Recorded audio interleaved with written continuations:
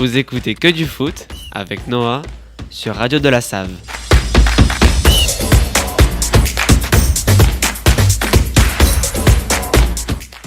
Chères auditrices et auditeurs, je vous souhaite la bienvenue dans votre nouvel épisode de votre chronique hebdomadaire du mardi, Que du foot.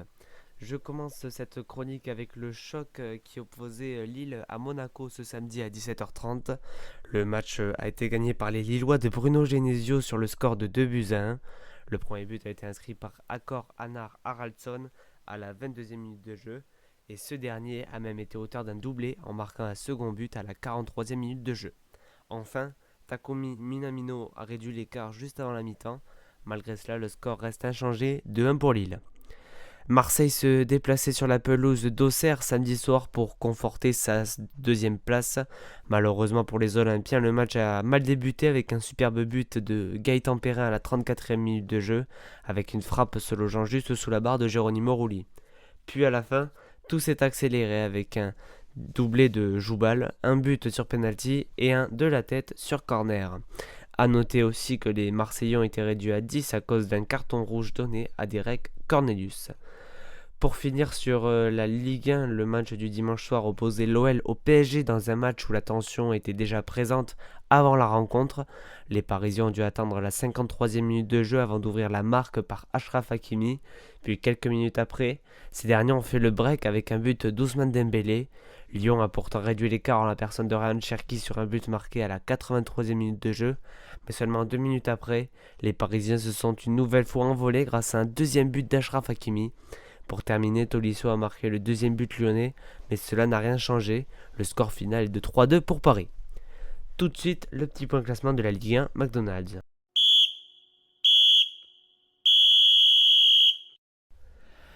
Paris reste invincible et premier sans la moindre défaite. Derrière eux, malgré une défaite lourde, on y retrouve les Olympiens. Puis la troisième place est occupée par les Niçois. Pour les barragistes, ce sont les Stéphanois qui sont 16e avec 19 points, soit 3 de retard sur le premier non-barragiste. Pour terminer, le Havre est avant-dernier avec 17 points et les derniers sont les Montpelliérains avec 15 points. Pas de D. Arkema, mais bel et bien l'équipe de France qui nous représentait dans la catégorie féminine de football.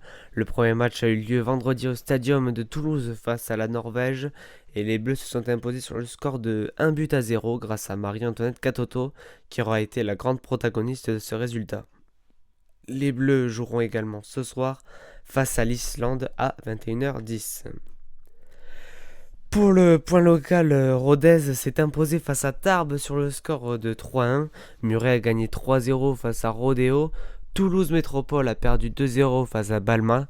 L'Union s'est imposée face à Luzenac 2-1 et Montauban a été défait de Revel 2-1 également. Rodez et l'Union font tous deux la course en tête avec 36 et 34 points, tandis que Luzenac est provisoirement relégué avec un total de 8 points. Il n'y a que le TFC masculin qui a joué ce week-end et c'était Le Havre les adversaires. Le match s'est plutôt bien passé avec un score qui en dit autant avec 4 buts à l'arrivée.